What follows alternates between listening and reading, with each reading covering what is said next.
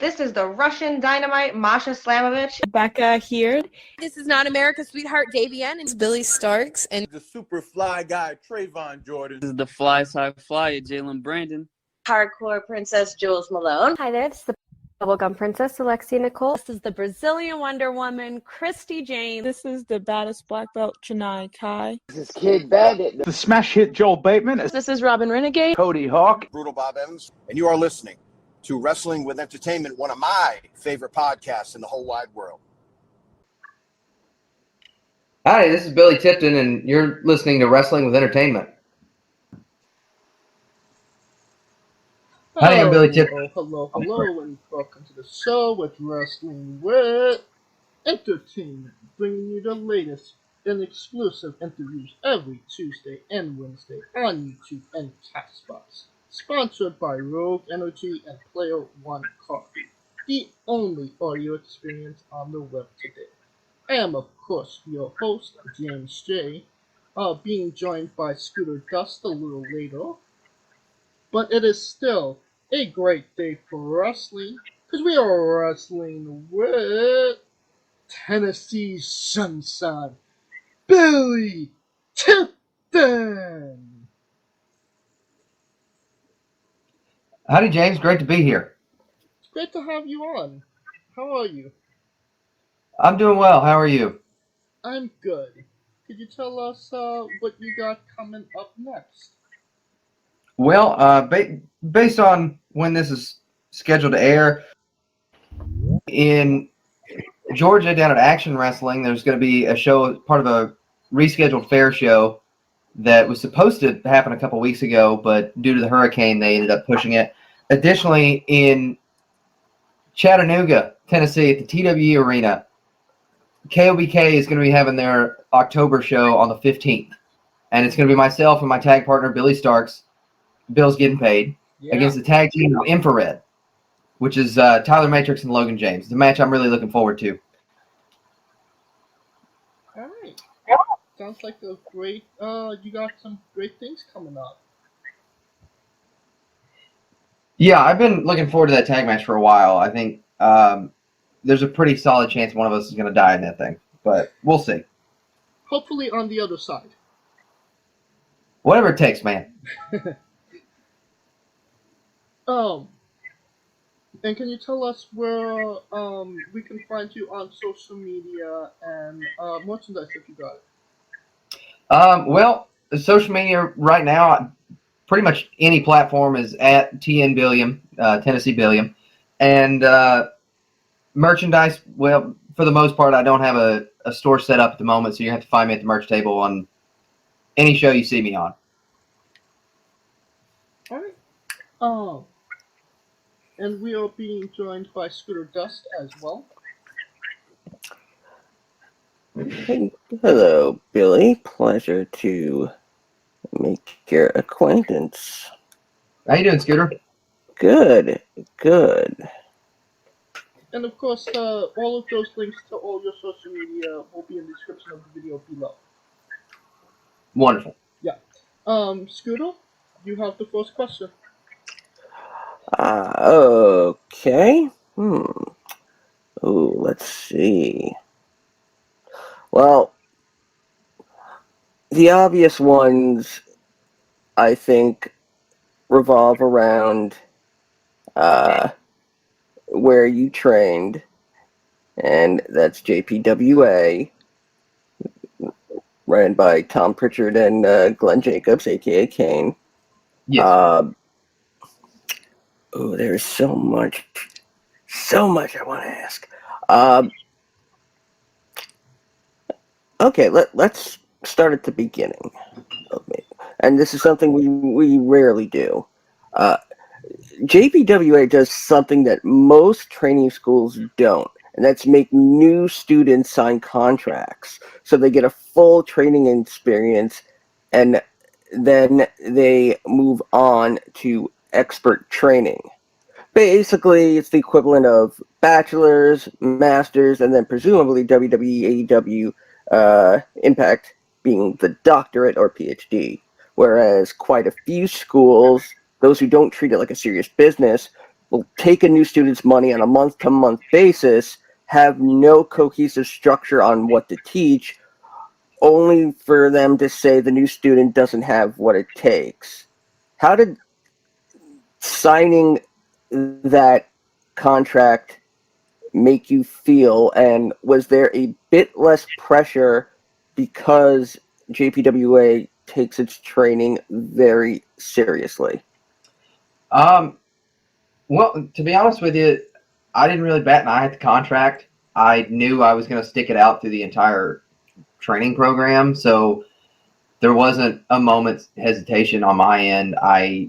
They have a couple of different payment options. I paid for the whole school up front, and that was kind of just to double down and not give myself the option of backing out.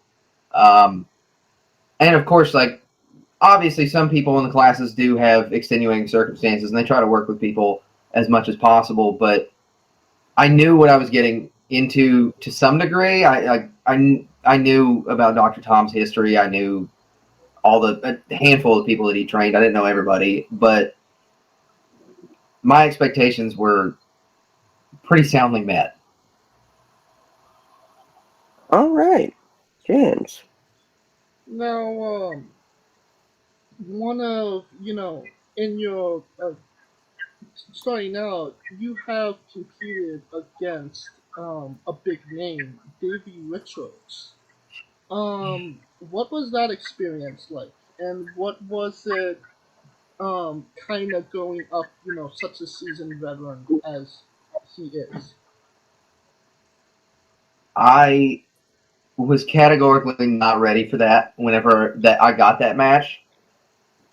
But in a way, I wouldn't be who I am now if I didn't have that match.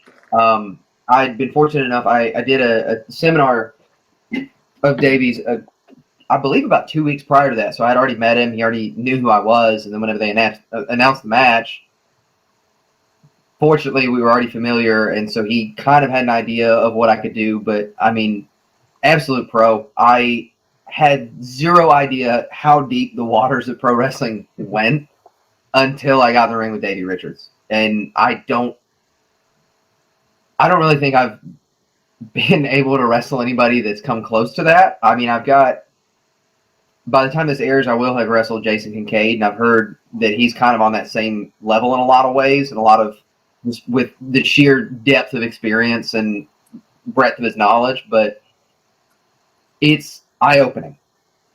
But I wouldn't have traded it for anything. I'm really thankful I got to do it. And could I do it better now? Obviously. But for someone as green as I was at the time, it was pretty amazing. What did that kind of tell you about where you was in your wrestling journey, wrestling him? Oh, I was wading in the kiddie pool. And that man's explored, the floor of the ocean. All right. Scooter, you have a question.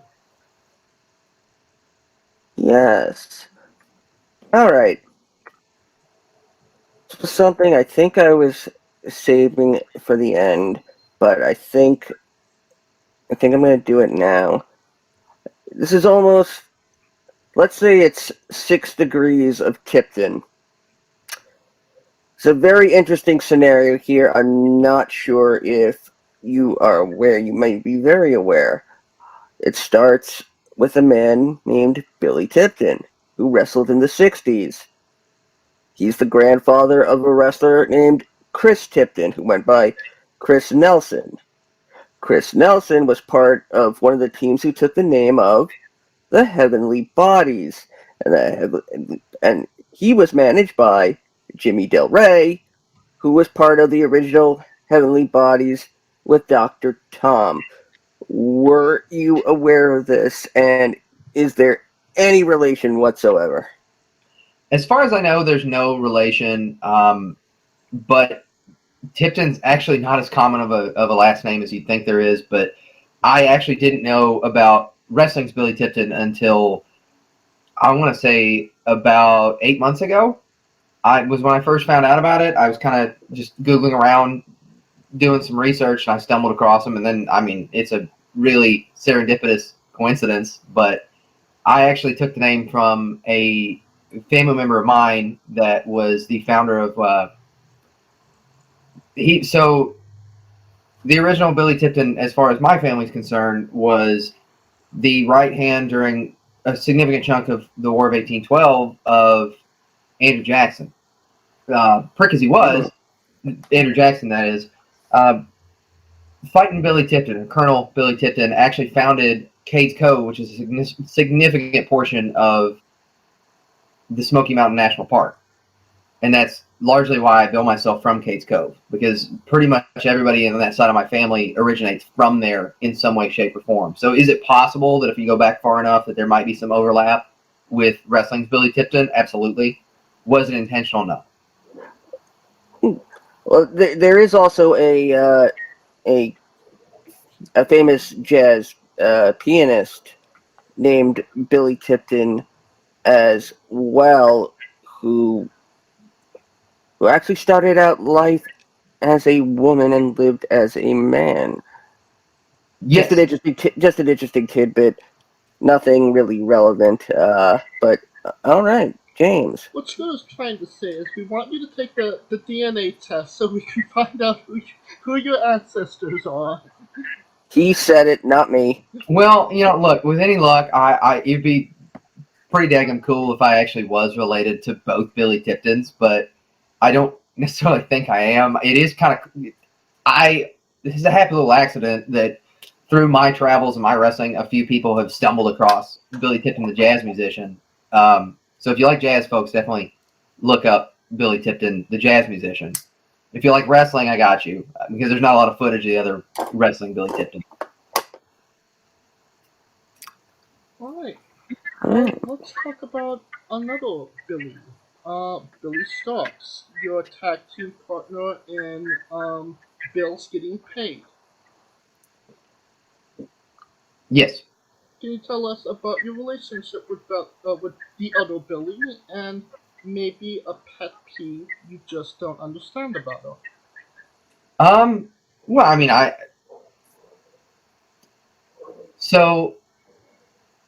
have been on great terms with Billy Starkz pretty much since when we first met. Obviously, like, she's a rock star. She's all over the indies. I'm lucky to get to work with her because she pushes me to be a better wrestler. Anytime I'm around her, I and pretty much anyone else that is around her in a wrestling context is able to benefit from it. She's also a pretty awesome person. Oh yeah. And I've been able to at least once before. Whenever I've decided to tag along for one of her marathon weekends, I've been able to get in the ring and roll around with her a bit at her home training ring, which is pretty cool. But I wouldn't really say I have any pet peeves about Billy Starkz. I mean, there's not really much to complain about, man. I mean, just think about where she is now at such a young age, and it's kind of hard to believe. And it's really hard to not say definitively that she's going to be on top of this world in the next couple of years. Oh yeah.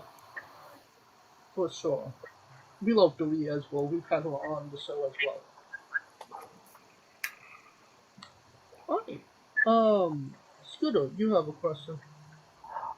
Now, I'm going back to the training because as I was looking over JPWA's stuff, I saw stills of what I believe is their warm-up drill, and I'm going to ask you if it's the same warm-up drill that I learned from Pat Buck when he trained me.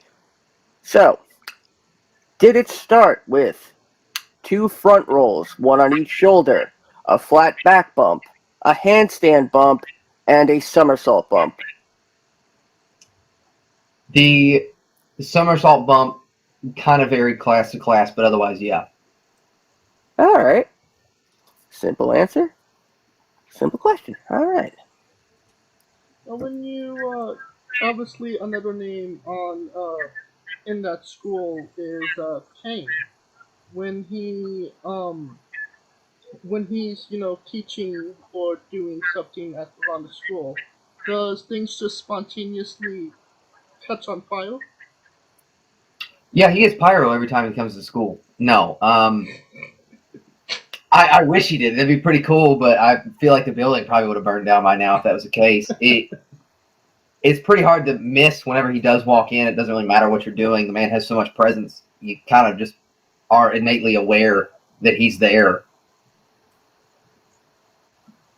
Oh yeah, I mean one of the biggest, a really big name in pro wrestling, obviously, and a very well respected one at that. Coincidentally, also the mayor of the town that the school's in, or the county that the school's in. So it's Knox County. Yeah, Mayor Kane. Well, that kind of leads into this small follow-up question. Has he ever offered a discount if you volunteered for his campaign? No, there's virtually no overlap between students of the school and his campaign. He kind of is pretty strongly separated there. He keeps his wrestling away from his politics, and that's good to hear. Never the two shall meet, from what I've seen. That is really great.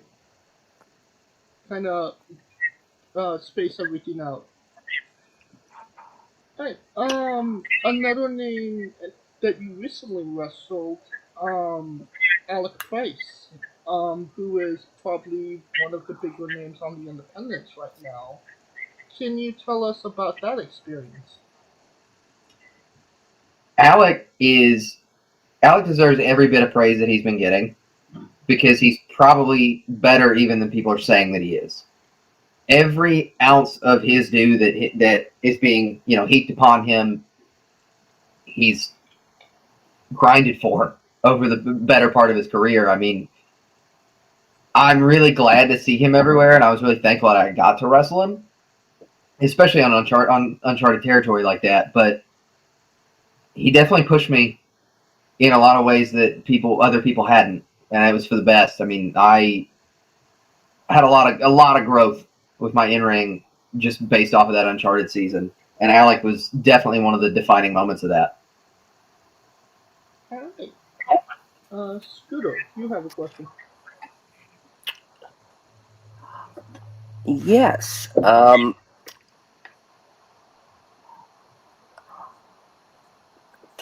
considering it's come up in at least once in our last one of our more recent interviews. Can you tell us about how you felt competing in the TPI, the Ted Petty Invitational? The fact that I, in my very short career, was somehow in 2 iterations of the Ted Petty Invitational, just given the laundry list of A-list talent that tournament's had over the years, is incredible. I was so thankful for the opportunity. I mean, the matches that I had in the first one really were kind of eye-openers in the direction that I needed to be going, and then in the second one, it was a different experience, but it's still just to know that, I mean, not that I'm going to anytime soon, but if for whatever reason I have to stop wrestling, I'm still in the history of that tournament. And if I'm not mistaken, is it Circle 6? I think I saw recently that they're going to be picking up TPI and King of the Death matches next year, correct? Yes. Yeah. I believe so, yeah. And I'm glad. I'm glad that neither of those are going to die. I mean, issues with IWA aside, that place was instrumental in the development of a number of different wrestlers over the years that the business needs and the business has benefited from having. And those tournaments are a big part of that. And I'm really glad that the folks at Circle 6 were able to work that out. All right. James. Now, you was in GM at one point. How did that come to be? And what did you kind of learn from being, the general manager that helped you in your in-ring career? So that was a really interesting time for me because I was getting with that through that GM position. I was having the opportunity to speak to a crowd on a weekly basis, live promos, unscripted, general guidance given, but otherwise it was on me to figure it out, on me to control them and move the story along as it needed to be. And I got so much more comfortable with making moments verbally. I'd say at this point I'm a lot more comfortable with a one-take live promo than I am with a one-take canned promo. It just kind of helped me to settle in front of a crowd a lot more, and realize that you don't necessarily. I mean, a lot of people say it all the time that it's not necessarily it's the moves, it's the moments you create that are where the connection with the crowd comes from. And when you're not doing moves because you're in a GM position, that's all you've got. And kind of realizing that helped me to connect some dots that I otherwise probably wouldn't have in ring. All right. And how many tag team matches did you make? How many what? How many tag team matches did you make? Huh? No, go ahead. And did you ever tell somebody they were going one-on-one with The Undertaker? Well, unfortunately, I had to do a couple just to say the line, but no, we didn't have Taker available, so we had to make do. I mean, you'd think you would have an in, being trained by his brother. Well, there's levels to this, man, and but I appreciate that. I appreciate the reference. That does make the question: was you blocked by Teddy Long? Was you blocked by Teddy Long? That's a thing that's happening on Twitter right now. I don't think so, but I'm probably just not on his radar, to be honest.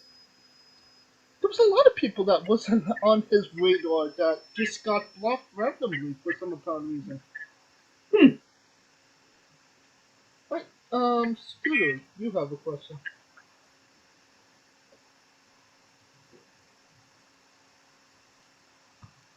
Scooter?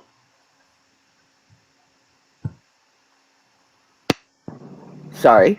I really want to do the segue from GM to DM, and keep that in mind, Billy, because we will come back to it.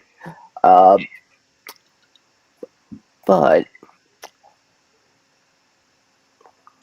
okay.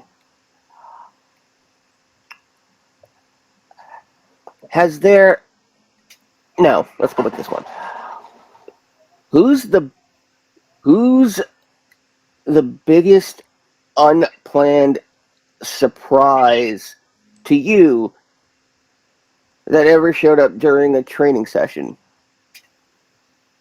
So it wasn't a training session, but there was a day where we were told to show up, and we did do some drills for B-roll footage, and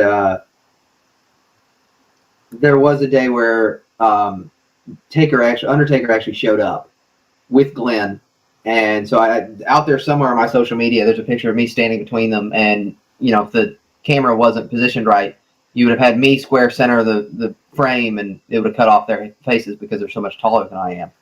I've never felt that short in my life. I would imagine so. But what was that like? I mean, yeah. The Undertaker, the best to do it in the last 30 years. Well, he's another one of those people that when they walk into a room, you feel it. Even if you're not looking in that direction, you just think, oh, hang on. There's everybody here is paying attention. Let me turn around. Oh, that's what it is. Okay. No, and very polite. I mean, once the business that he was there for was conducted, I mean, they let everybody file through, get pictures with both of them, say a few words, have a short conversation. He was very polite. Awesome. Definitely. And having met him as well, I mean, definitely a presence in pro wrestling. The thing about the JPWA is that a lot of people don't realize there's no guarantee that you're going to have anybody that's that not just like a prior student stop by. I mean, obviously prior students are in and out all the time, but at the same time, depending on when your class falls, you never know. Right. Previous classes have had Mark Henry has dropped in. Natalia's been through. FTR was there. There were a number of. I mean, I'm trying to think of just like some of the different. I know Sin Bodhi has popped by on more than one occasion. I think Dustin Rhodes popped by once. It's really you don't know. Like during the course of your time there, you might get nobody, and you're still going to learn every bit as much, or you might get, your hero might walk in. It's pretty crazy how many people Doc knows. Oh, for sure. And I think now's a good time to go to our next segment, Billy Tipton's Bizarre Adventure. You're a pro wrestler that goes up and down the roads and weird, crazy, and bizarre things are bound to happen. Can you tell us a road story that fits that description?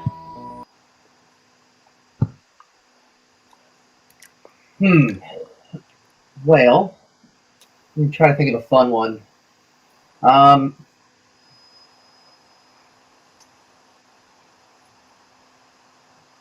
So it's not the most bizarre, but it was kind of hilarious just because nobody was expecting it. So I was and I'm not going to say who it was, I'm not going to name names, but I was in a car once and there was a clear veteran in the car. And the vet got behind the wheel, and so everybody just kind of trusted the GPS that the vet had put in. And turns out they had put the wrong address by a different state. Oh my god. And it took us about an hour and a half north of where we needed to be. And so we went from, okay, we're going to be there about, an hour before doors to we're walking in during the second match. Oh. It's hilarious. There's nothing you can do about it. Like, once you realize that, you let the promoter know, and hopefully he'll move some stuff around and make things happen. And obviously, like, everything worked out great that evening. Everybody that was in that car had a really solid match on that show. So, no harm, no foul. But to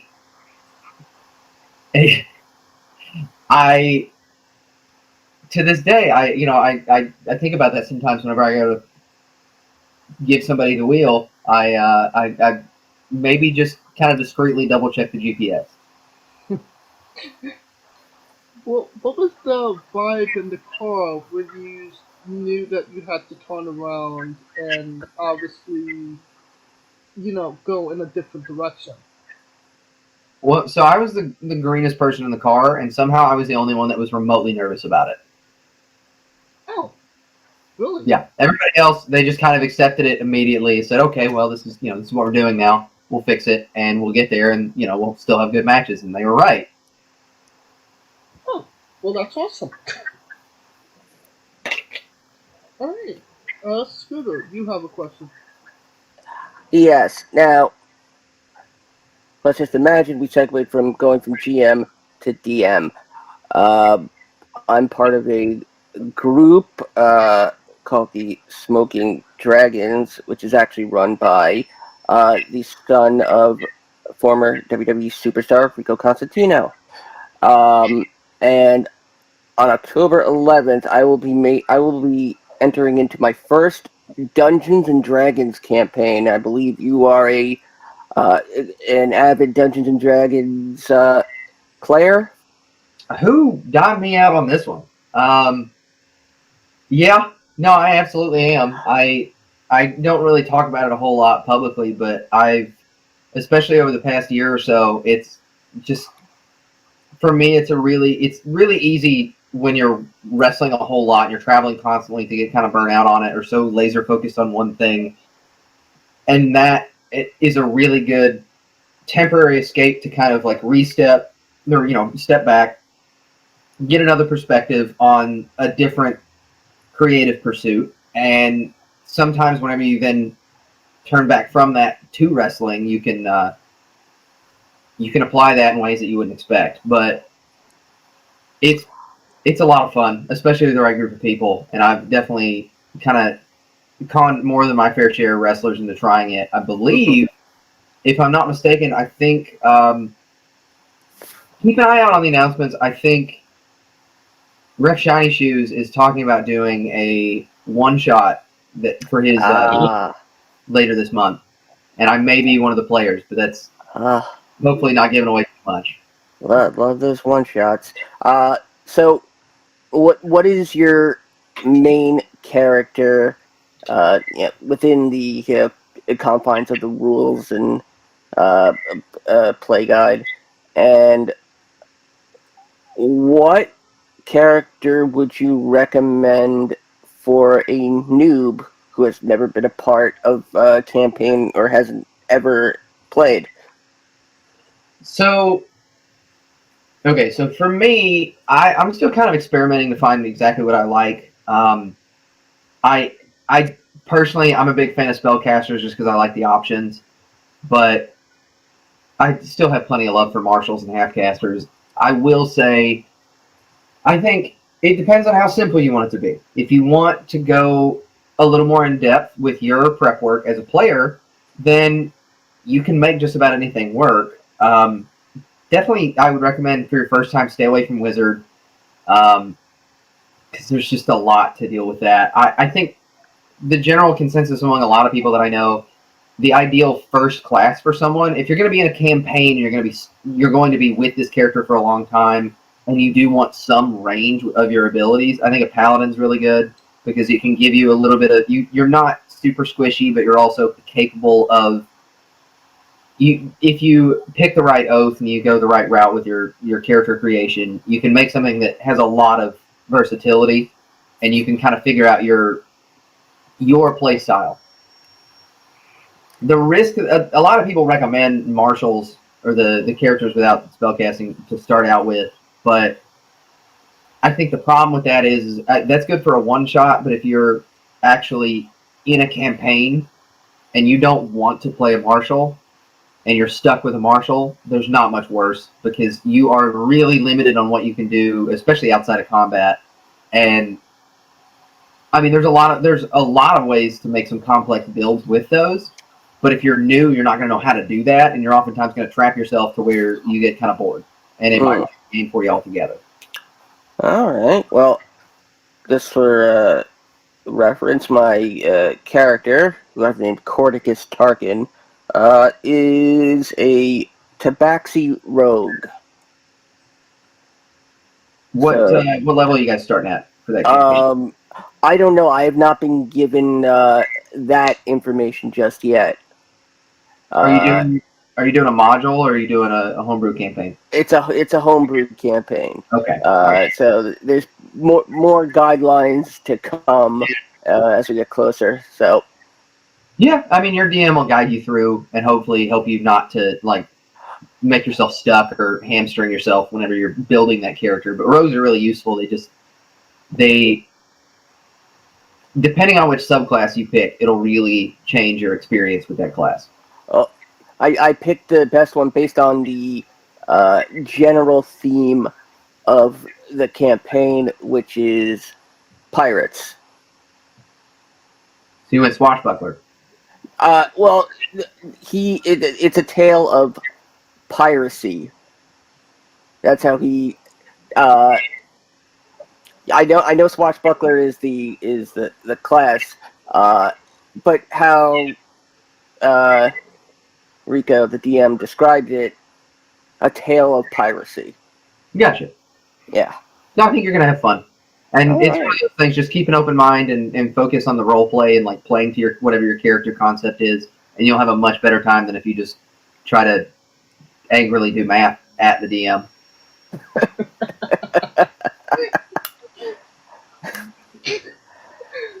Who would? That's a sentence I never thought I'd hear. Who would ever angrily do math at a DM? Turns out nerds, geeks, people like us. No. Have James. you scheduled many interviews from many festivals. I have done that very angrily before, so I know what that means.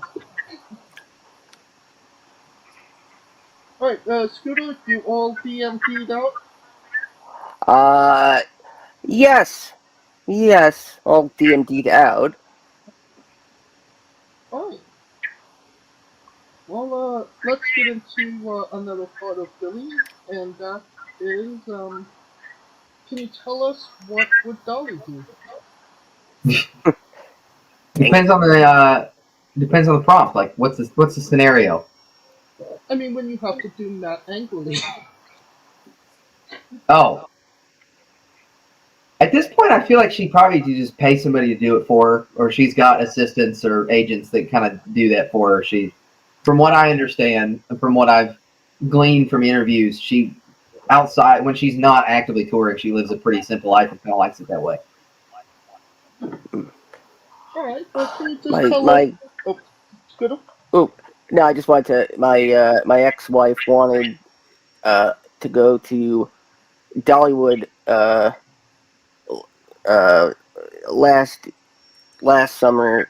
We ended up going to Branson, but she's always wanted to go to Dollywood. I honestly don't care what she wants, but I would like to go someday. I highly recommend it. I mean, that whole Pigeon Forge Gatlinburg area is a big hotbed for tourism. But growing up, when I was a kid, I was fortunate enough that someone in my family happened to work there part time, and so we ended up getting a lot of free passes, and I went a lot as a kid. And that place is they're really important. They always have a special place in my heart. I recommend it. They have a lot of really underrated roller coasters, I think. Normally, depending on when you go, the lines aren't nearly as bad as you would have in most amusement parks. But then on top of everything, while you're bebopping around the park, you have this undertone of bluegrass at all times, which is pretty enjoyable. So it's the American equivalent. It's almost the American equivalent of having somebody who works at Buckingham Palace minus the roller coasters. Yeah, so it's better. I think that's a great segue into the colossal question, no, Scooter? Yes, I think so. All right. Hypothetical here. Let's say they're making a Billy Tipton wrestling career movie, and it's gonna be a blockbuster. Michael Bay's attached to direct, Jerry Bruckheimer's attached to produce, Quentin Tarantino's attached to write, explosions, a huge budget, and more cursing than you could ever think possible. Just kidding.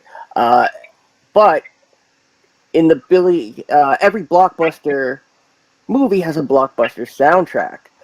So what would 3 to 5 songs be on the Billy Tipton wrestling career soundtrack? Okay, well, first of all, obviously, you're going to have Dolly on there. You're going to have 9 to 5, maybe some other Dolly songs, but we'll leave it at the one for now.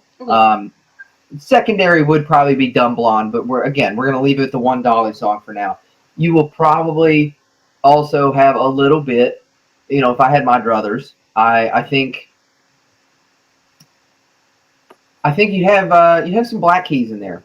Probably a song Countdown at some point for like a filler song when somebody's driving down the road on the endless amounts of that movie that would be driving down the road. But let me think. I'm getting real literal with this. I'm going to go a step further and pull up my Spotify, and we're going to see some of my more played songs. Because I think referenced in real time. My taste is so is so all over the place sometimes that it's a little hard to keep track of. I think it would be really interesting to let me find a real fun one here. We're gonna go with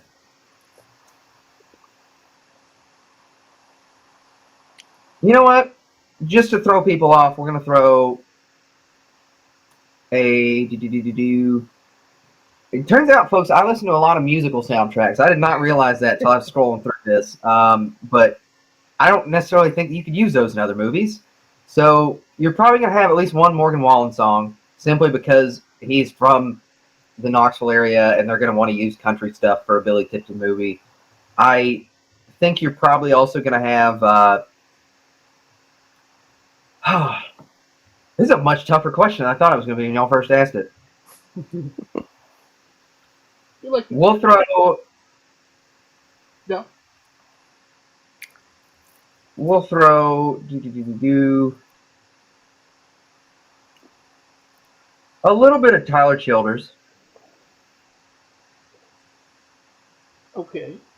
Not sure which one. I think we'll go with White House Road. We'll do White House Road. So there's your... I'm at this point, I'm just spinning my wheels, so I'll turn it back over to y'all. All right, well, you got a solid 4 right there. Do you lock that in? Yeah, we'll lock that in. All right, back to you, Scooter. Now that we've got the soundtrack, as everything is done in Hollywood, we do this backwards. Who would be the perfect actor to play Billy Tipton, and who would be cast to play, let's say, Kane, Dr. Tom, and two more, and Billy Starkz. And you can't say Kane can play himself. That was exactly what I was about to say. I mean, wasn't he? Didn't he do a couple of those WWE movies? Yeah. I believe he did at least one. He did. See No Evil. See No Evil, where he was Jacob Goodnight. And I believe he was in a couple of the straight-to-video ones, but it wasn't promoted where he's like one of the thugs, or he may have also been in MacGruber. I don't think so, but you know what? Okay, we'll should we give it to him, James? Yes, I think Kane has enough acting credentials that he could be in the movie. Okay, so we're including Kane. Yes. See, this is tough because there's always a weird question, because normally whenever you have to answer this, you have to keep in mind, like, okay, this is a hypothetical, and we're thinking about, like, it could be anybody, I'm assuming, but for me to have a career long enough for there to be a movie about it, all the current actors would be way too old. But I'll try to come up with my best options. Let's see. Let's get right to it. Who's gonna play me? You know what? Let's make everybody mad. Give me a young Hayden Christensen. Why not? Why not? Hayden Christensen. You know what? We'll continue the long history of casting British dudes for Southerners, and we'll say Tom Felton. Give me one of those two. But you have to not like sand if Hayden. I don't know if you're aware of this. I'm a mountain guy, I ain't a beach guy. So that lines up perfectly. But okay, so that just leaves us pretty much with Dr. Tom and young Billiam.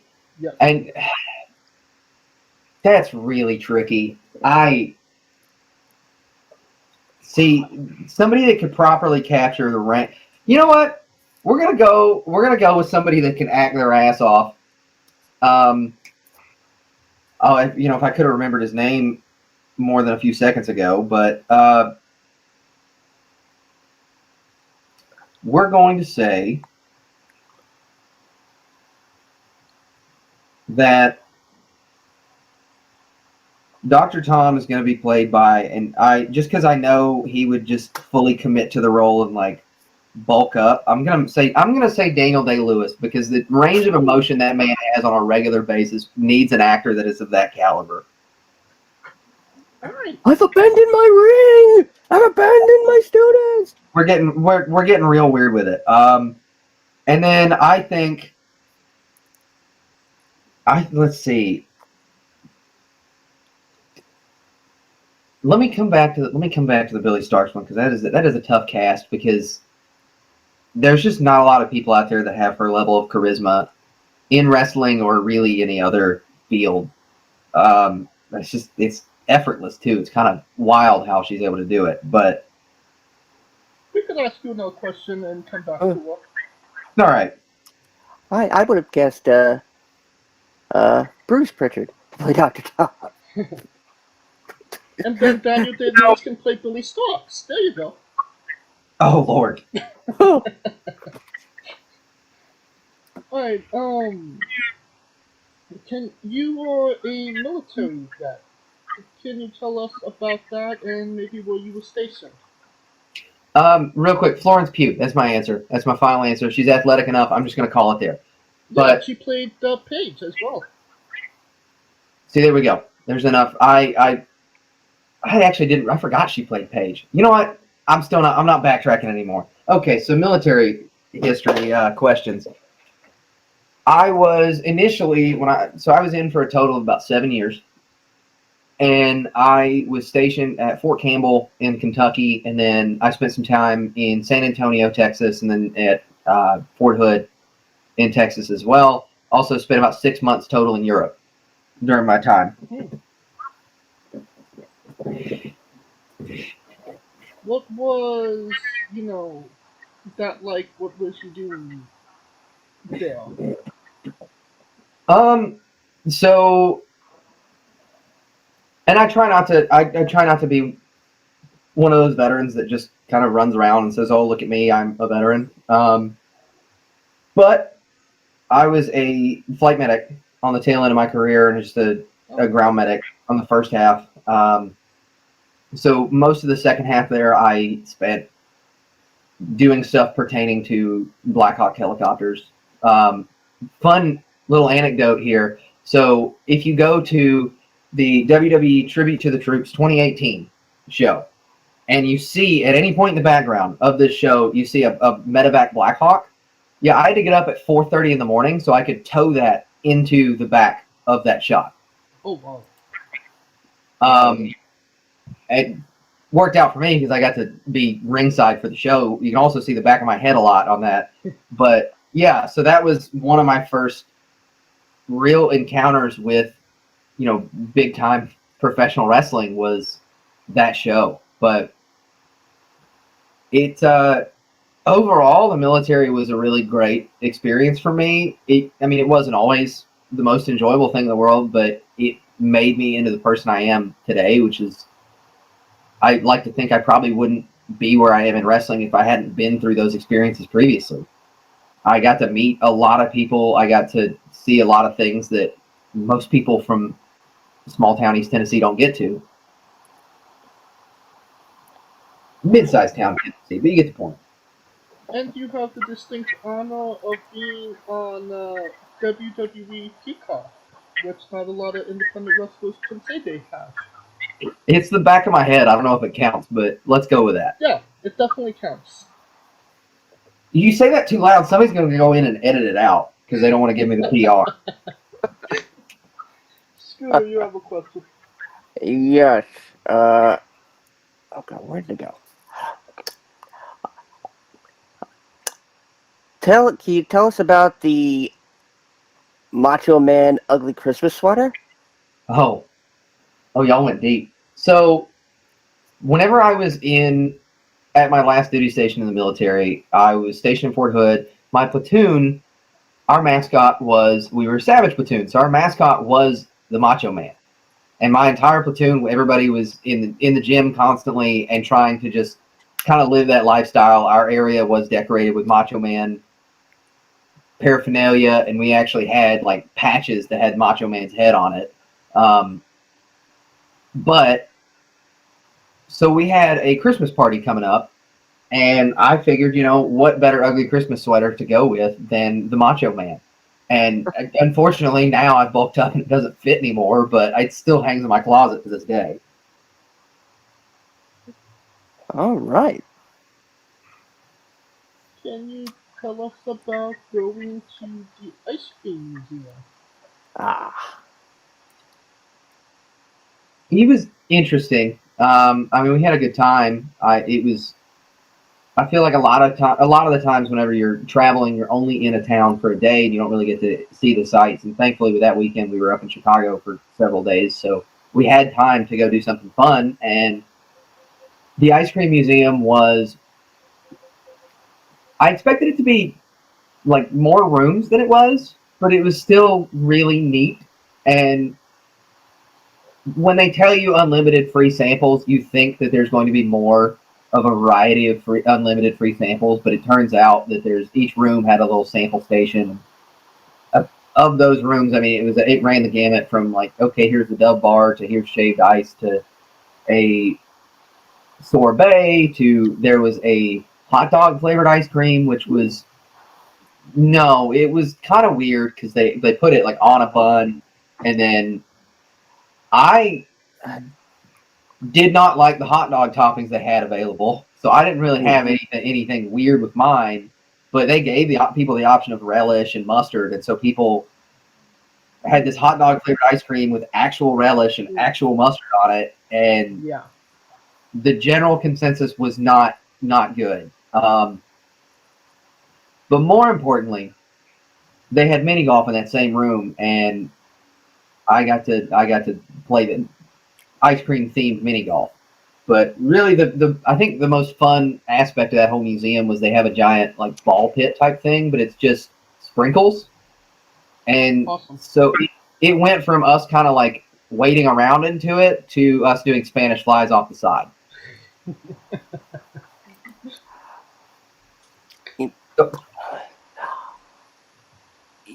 It's interesting because here in New York we have a museum of ice cream, but I don't think it's I don't think there's a chain of museums of ice cream. There's 4 of them and they're connected, and there's actually a little like small this diorama of the 4 different sprinkle pits depending on which one you're at. But yeah, there's one in New York, Chicago, I think Singapore. Okay. Yeah, that is it's the one in it's in Manhattan. Holy crap, I'm 20 minutes away from it. Nice. But the fact that you said hot dog ice cream, we have a place here in Queens. Actually, I'm not even sure if it's there anymore. Called Max and Mina's. That literally made a flavor out of everything. Like there would be like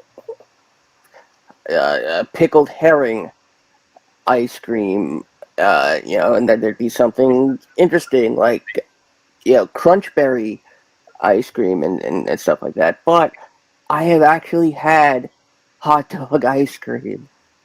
So one of the weirdest ice creams I've had, and I'll bring this up because I feel like it relates. It wasn't pickled herring, but that sounds terrible. But years ago, I went to a place that did like a 7-course meal, and at the beginning of the dining experience, they asked everybody that's there for their allergies and whatnot. And the person I was with had a particular allergy that meant that we got a different dessert course, and their dessert course was effectively what I now realize is Chicago mix, but it was popcorn flavored ice cream that had caramel on the bottom and cheese on the top. Ooh.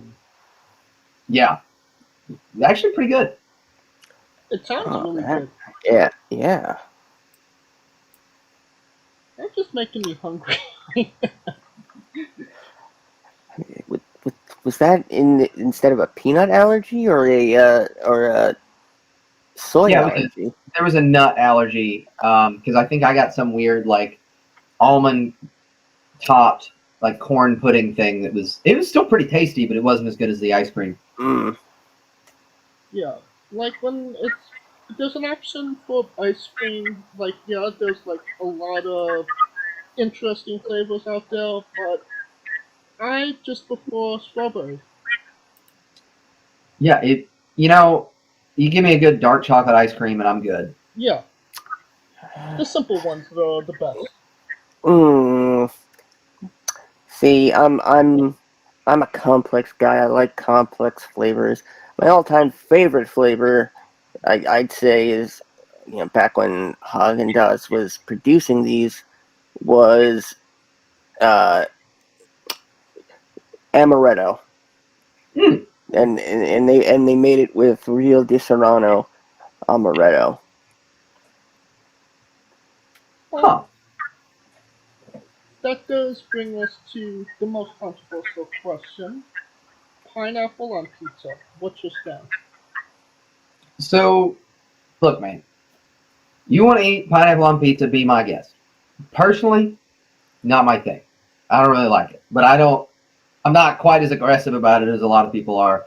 I'm also kind of I kind of like my pizzas a little basic. Throw some meats on there and call it a day. Alright. What's your spirit Pokemon? Oh, that's tough. What is the... I know it. I just can't remember its name. Hold on just a moment.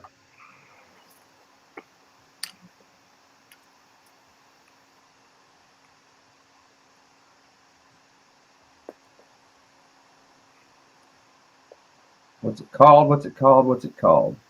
It's that. If I had to pick one, it's gonna be that weather Pokemon that was in Ruby set Cast Form. There we go. Daggum. Alright. Cast Form. That's what we're gonna say is my spirit Pokemon. Sweet. Weirdest question will ever be asked on a wrestling interview. Would you ever consider wrestling a Raw? Not Dwayne Johnson, Scooter. Not the country. An actual Raw. Wrestling like against a rock? Yes. See, look. There's something to be said for people that do the wrestling a broom or wrestling like a blow-up doll or whatever, because it's still long and you can still kind of do stuff to it. But for a rock to be large enough for you to actually be able to put on a good show with, it would be too heavy for most wrestlers, I feel like, to actually pick up. And then you have to question whether or not it's going to be damaging the ring, so probably no. Well, just for context, there's this wrestler named Psycho Mike that wrestled an actual Rock for over 15 minutes in what was called a Tungsten Man match, an Iron Man match that lasted for 2 weeks. Oh. Yeah, Canadian. Yeah. Well, alrighty then. And he didn't win either. He didn't win? No, he didn't win. It was a Well, tie. Oh, it was a tie. Yeah. 319 to 319. It's a pretty high total score. You would think it would be more having wrestled for 2 weeks. But, on the show, we love Tracy Smothers. Do you know the acronym for THUG? THUG.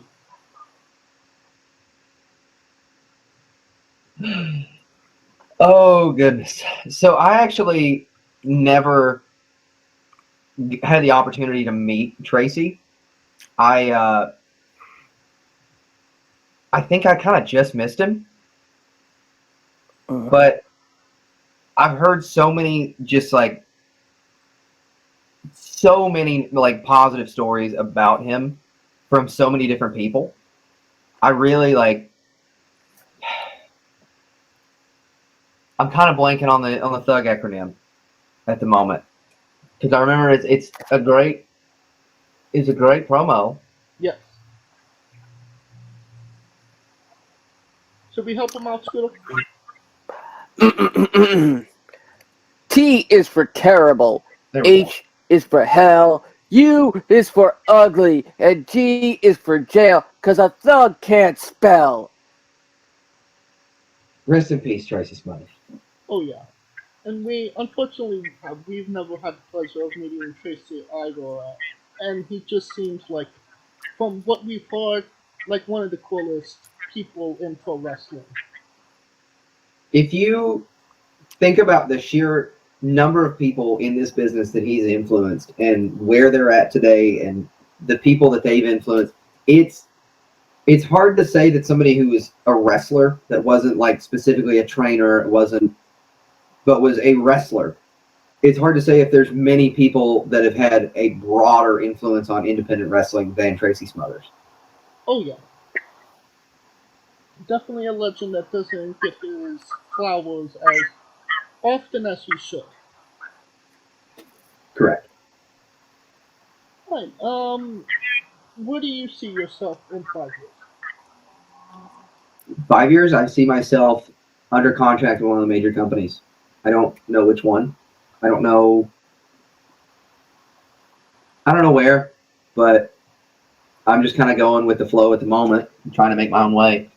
But I definitely see myself wrestling on TV in some capacity in 5 years. Alright.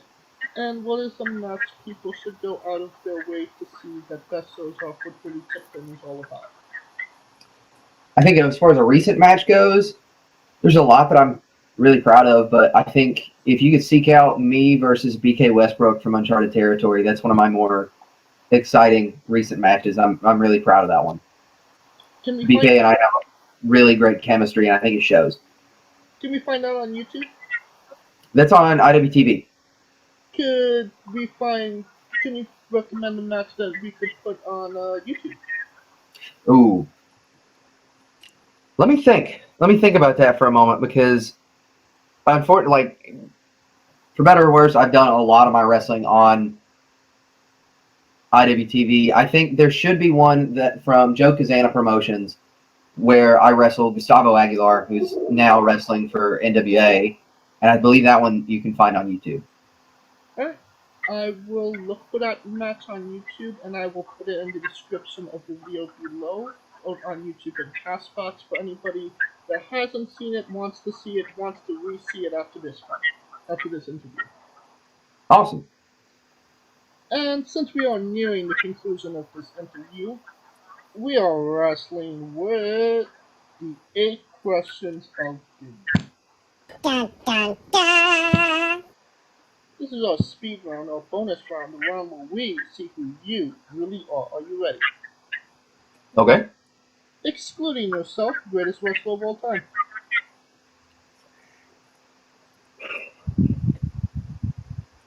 Tough question.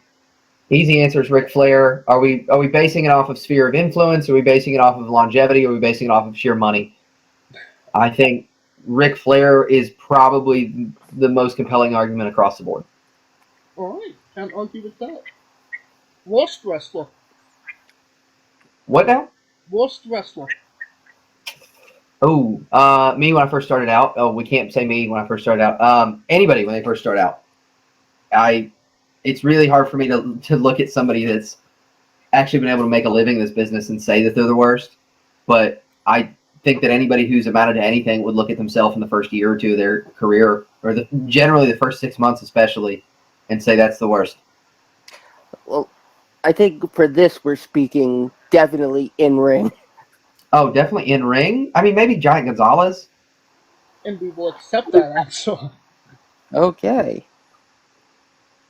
You are main eventing WrestleMania for the World Championship. Who was your opponent?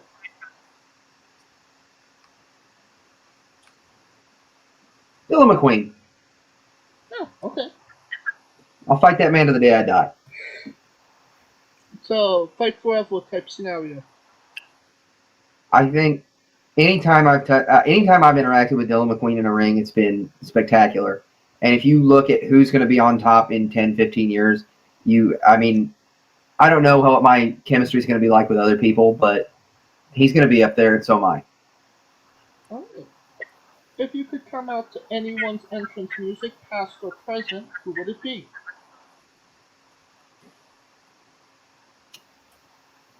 Chris Jericho, Break the Walls now.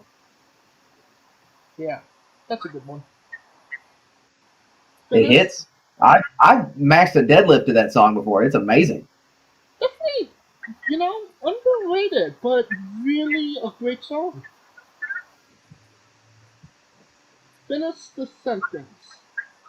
Kayfabe is...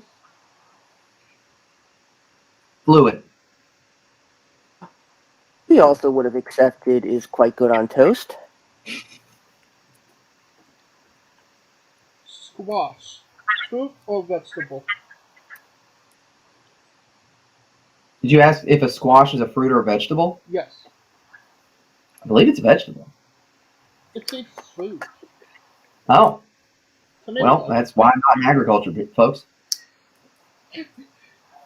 But now you're part of Squash Squad, and that means a hell of a lot more. There we go. New Japan wrestler Taichi, his ring gear gets smaller every year, revealing more of himself to the world. My question, what is the appropriate trunks to butt cheek ratio for ring gear? The appropriate what to butt cheek ratio? Trunks, the butt cheek ratio. Whatever you're capable with that doesn't impair your movement. I think everybody has that spot on their trunks where it sits around the buttocks and it's most comfortable for them, and it just naturally falls into that crease based on your body type. You got to kind of play around with that with your gear maker till you get it dialed in. Alright.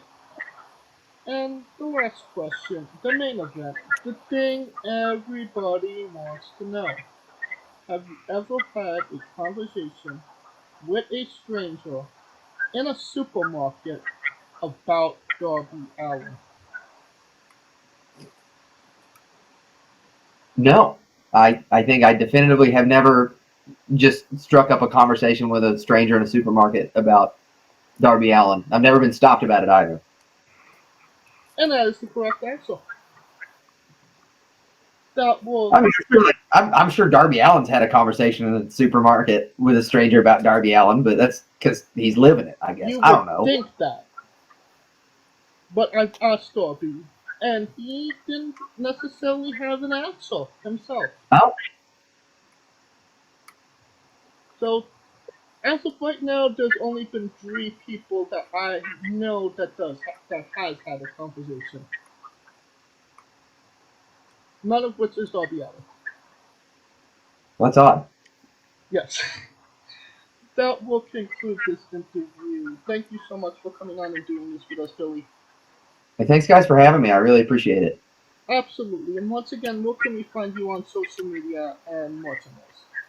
It'd be at TN Billiam on pretty much everything. The letter T, letter N, and then Billiam. And as far as merchandise, you're going to have to find me at the merch table, or you can DM me directly. I have kind of a rotating stock, but normally I've got shirts, stickers, and temporary tattoos. Alright. All of those links will be in the description of the video below on YouTube and Castbox. Simply click the link. He will be in a new tab. You've been listening to him for just over an hour. DM him. Buy a damn shirt. Of course, if you like what we're doing, please like, subscribe, comment, put on YouTube and Castbox. Of course, this is sponsored by World Energy and Fail Coffee. Join us next Tuesday and Wednesday for another interview. Information on who we're interviewing, when we're interviewing them, links to those interviews, etc., on Twitter at WRESTLINGWITHE and on Instagram at WRESTLINGWITHE as well. You can follow me at JamesC993. You can follow Kaliko at I am Kaliko, and where can we find Scooter? As always, find me on Twitter at Scooter Dust. Find me, James, and Ryan Dust hosting the Remix on YouTube, a premium audio companion experience for all your alternate commentary needs for WWE premium live events. The next time we come to you is October the 8th. Oh, no, it happened already. Oh, dang it, my memory. It was possibly... Yes, it was. Possibly November 5th with Crown Jewel or Survivor Series War Games. And of course, on October 11th, I embark on... Just go with it. On October yesterday, I embarked on my first D&D adventure, Come see me make a fool of myself in the weeks ahead, and revel in all my antics, along with the rest of the Smoking Dragons clan and Rico Constantino Jr., that's right, Rico's son, of the Smoking Dragons clan, twitch.tv/Smoking Dragons. Now, Billy, when I say wrestling wit, you say entertainment, okay? Okay. For our very special guest, Billy Tipton, Calico Yacht, Scooter Dust, I'm James J, and this has been Wrestling Wit Entertainment. Hey folks, this is the Colossal Mike Law, and you are listening to Wrestling with Entertainment. Enjoy the show, support these guys. We appreciate it very much. We'll see you at ringside.